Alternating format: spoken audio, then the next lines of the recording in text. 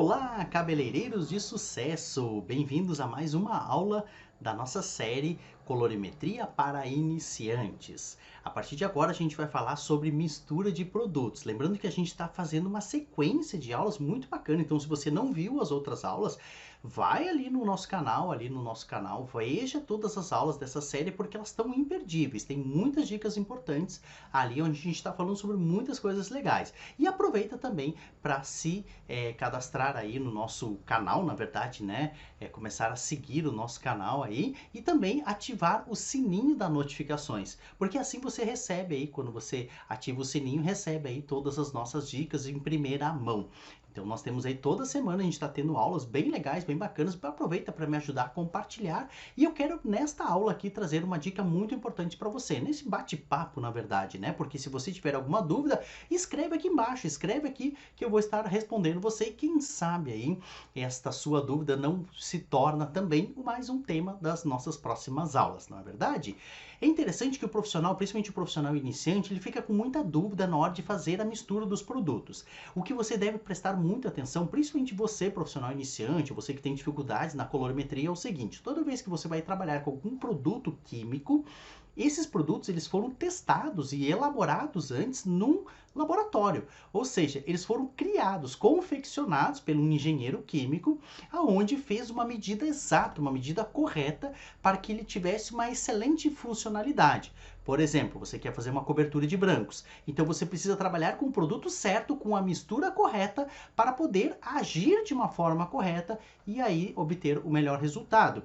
Outro detalhe importante, eu vou fazer umas mechas, então eu preciso trabalhar ali com a mistura correta do pó descolorante para evitar manchas, para evitar que esse cabelo acabe borrando, esse papelote acaba escorrendo, ou até mesmo aí não promovendo a abertura desejada no qual você gostaria. Então é por isso que existem as medidas certas, as medidas importantes para você trabalhar. E eu quero a partir de agora falar para você aqui especificamente sobre dois produtos importantes que a gente trabalha dentro do salão.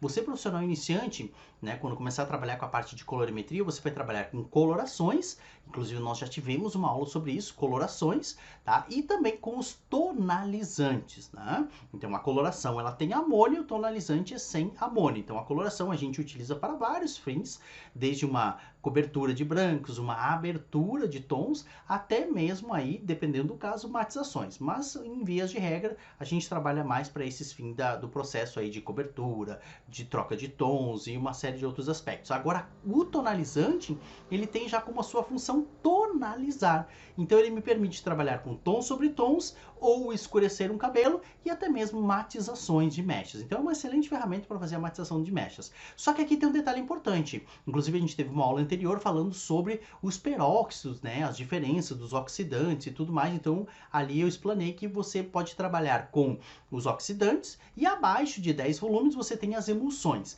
Então vamos falar primeiramente aqui sobre o tonalizante. Quando você trabalha com tonalizante, você vai trabalhar junto a uma emulsão.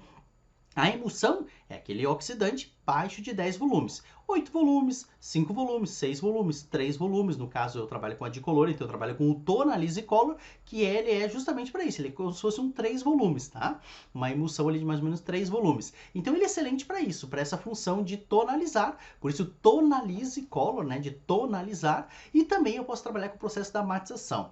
Então presta muita atenção. A primeira dica é você conversar com o seu distribuidor, seu representante, a marca que você trabalha e tentar entender qual é as medidas padrões que eles recomendam. A grande maioria das marcas, a medida padrão é 1 por 1,5. Isso significa que para cada um tubo de tonalizante ou um tubo de coloração, você vai usar uma porção e meia de emulsão ou do oxidante, enfim. Então, se o tubo tem 60 gramas, você vai trabalhar com 90 ml, tá? Então, essa é a medida padrão. Se você, por exemplo, trabalhar ali com 30 gramas, meio tubo, 45 ml de emulsão, né? Ou 45 ml do oxidante. Então, o tonalizante, no qual a gente está falando aqui, você vai sempre trabalhar com emulsão. Então, para tonalizar, fazer o processo da tonalização, você vai trabalhar na medida 1 por 1,5. Isso é um padrão, mas lembrando que você tem que conversar aí com o seu representante para ver se tem alguma diferença, que algumas marcas pode ter essa diferença. Às vezes é 1 por 1, às vezes pode mudar. Então, a medida padrão, 1 por 1,5. João, eu quero usar o tonalizante para fazer uma matização. Na matização já é um pouquinho diferente. Na matização a gente recomenda, como não é um processo de que a gente vai tonalizar e sim fazer um processo da matização, matizar umas mechas loiras, uma mecha de morena iluminada, aí a gente trabalha dobrando, ou seja, 1 por 2. Então se eu trabalho, por exemplo, com 30 gramas de tonalizante, eu vou trabalhar com 60 ml de emulsão. Tá? Então são as medidas mais ou menos padrões. Então quando eu for fazer uma tonalização, 1 por 1,5. Quando eu vou fazer uma matização, 1 para 2. E a coloração? A coloração a gente vai trabalhar num padrão. O padrão da coloração, na grande maioria das marcas, é 1 por 1,5. Lembrando que tem algumas colorações, por exemplo, a coloração Premium da Dicolore, a TSA, que é a coloração Premium sem amônia, a medida dela já é 1 por 1. Olha como já muda. Mas na coloração tradicional, assim como a grande maioria das marcas, é 1 por 1,5. Isso significa que se eu usar um tubo, eu vou usar 90 ml de oxidante. Qual é o oxidante? Aí depende do que você vai trabalhar. 30, 20 volumes, 40 volumes, aí depende do resultado que você deseja. Mas aqui nós estamos falando especificamente sobre as medidas. Então a medida sempre vai ser um padrão.